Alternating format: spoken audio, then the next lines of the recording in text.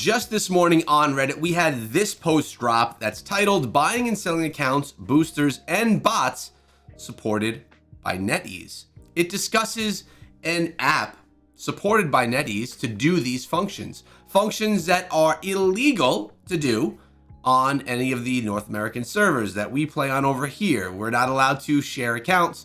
We're not allowed to bot accounts. We're not allowed to buy accounts. So the question that all of this rises today, before we actually get into the little post here, is we have one game, Diablo Immortal, split by NetEase and Blizzard, and there's different terms of service and rules for each server cluster for the game. It seems odd. It seems odd that people in China would be able to buy an account that maybe has $50,000 value of real cash money put into it for maybe $8,000, while us over here on this server or on this side of the world, we are not allowed to do that. If we do that, we could get banned, and we would really need to spend that same amount of money on a fresh account to get it there. Now, people have also been buying and selling accounts. It hasn't been banned. That raises up a whole other question. The question being, the NetEase servers and everyone that's playing over there, are because they're allowed to do this, although it's against terms of service for Blizzard, are they not enforcing that because the other players from the other side of the world are able to do this? So they it's a light rule, but it's not enforced. I don't know. I also don't know if people have been banned for account sharing or account buying and selling or not. It's not something that the people that I directly play with inside of the game engage in, so I don't have any interaction with that kind of stuff besides things that I hear on the internet or from other people in Discord and stuff like that. So my experience with people buying and selling accounts being banned is very slim. I see a lot of people complaining that people are banned for silly things like controller use, but not banned for buying and selling accounts. So you could sound off down below with your experience if you want. But yeah, I'll be taking a look. Let's read this article here, or this Reddit post. Officially supported by NetEase, so all of you complaining about how it's violating terms of service can just quit the game. Basically, he's saying this is already supported by the developers here, and if you're complaining about it, well, it's supported, you can stop playing. Hopefully no one does stop playing. This is a screenshot of a NetEase app that allows players to buy and sell accounts. The app also lets players find boosters or substitutes to farm on your account. So it's an application, which I am not able to read, that allows you to buy and sell, bot your account, or find players to farm your account while you're not playing.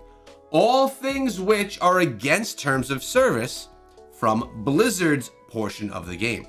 Now, there is one response to this thread that I would like to read, and it's actually from our good friend Red October, and this is his post right here.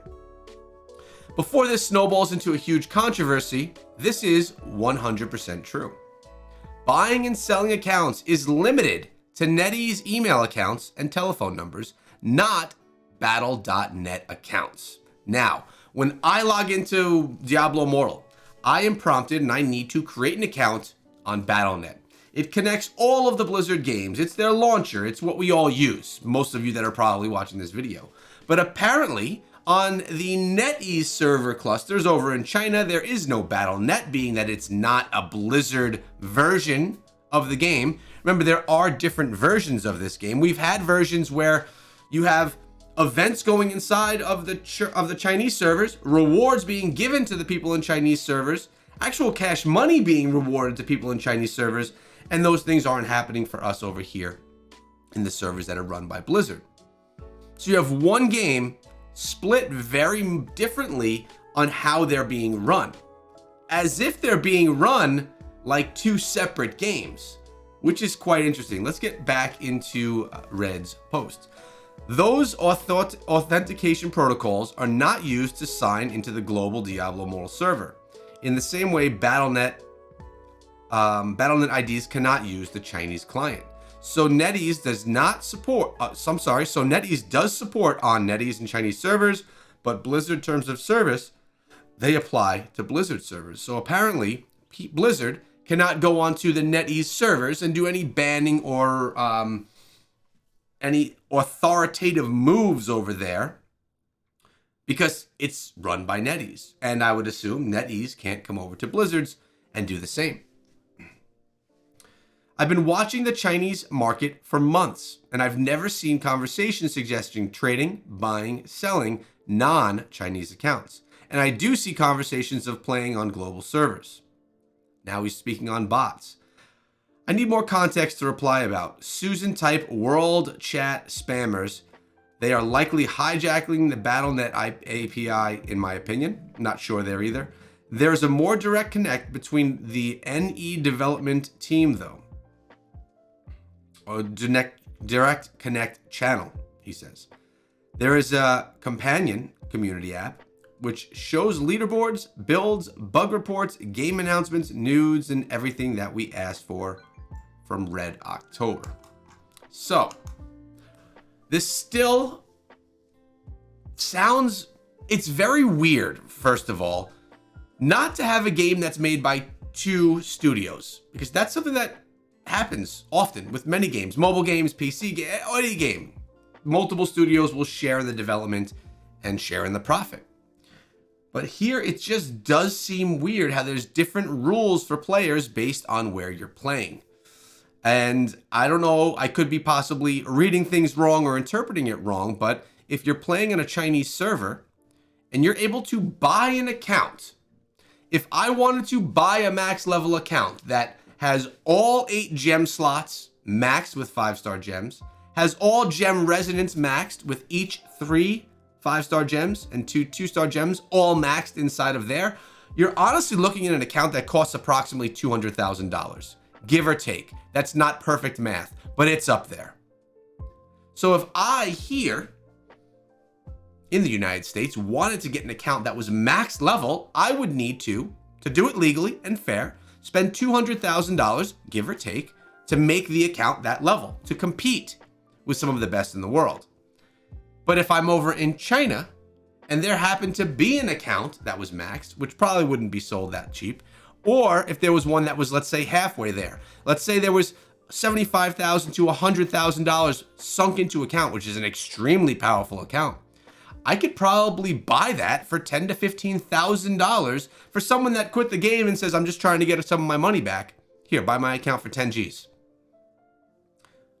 I would be saving myself, approximately 80 to 90% on that account. Now, if I wanted to progress it further, because I'm in the US, I would have to then, or even I guess over there in China, you can't do it in any other way. You still have to buy the currency in the game.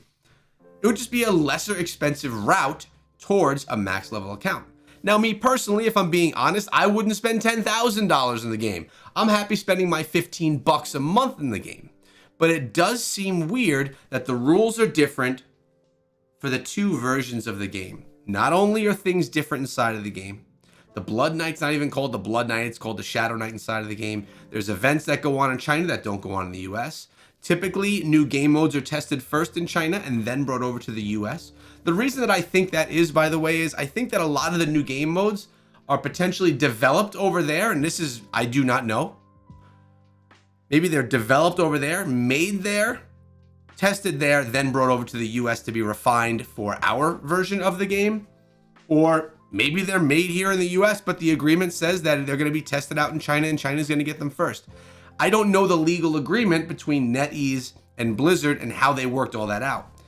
It also makes me wonder, all of this makes me wonder, if they're so separated on how things are monetized, on rules inside of the game, and how rules are enforced, what is the split on profit between Blizzard and NetEase? Is it a 50-50 split? I'm leaning to believe that it's not. I'm wondering how much of this is Blizzard obviously has their hands in development. Their voices are being heard about what should be changed. They're actively building the game. I know this is true because I've met the people that do it. By the way, they're amazing people, super cool guys that have massive passion for the game. But I wonder how much of this was NetEase saying they wanted to make the best action RPG and they wanted to buy the IP of Diablo Immortal. And then in that agreement was Diablo Immortal and Blizzard were going to have their hand in the development and in making the decisions on the final outcome of the game and in development of the game as well. And maybe it's more of a 80-20 split. I really don't know, and I don't think we ever will know, and honestly, that's fine. Diablo Immortal is a massive success. It's a profitable game, and it's supporting salaries of many people, both at Blizzard and NetEase, that are developing it. And a lot of that comes on the backs of the big heavy spenders inside of the game. Being it a free-to-play game, someone has to pay for it. If everyone's free to play, you have a game flop right away. But that's not what this video was about. It was about this topic. And I guess the main question is, do you think it's fair that the rules are different for players in China and players over here where we are?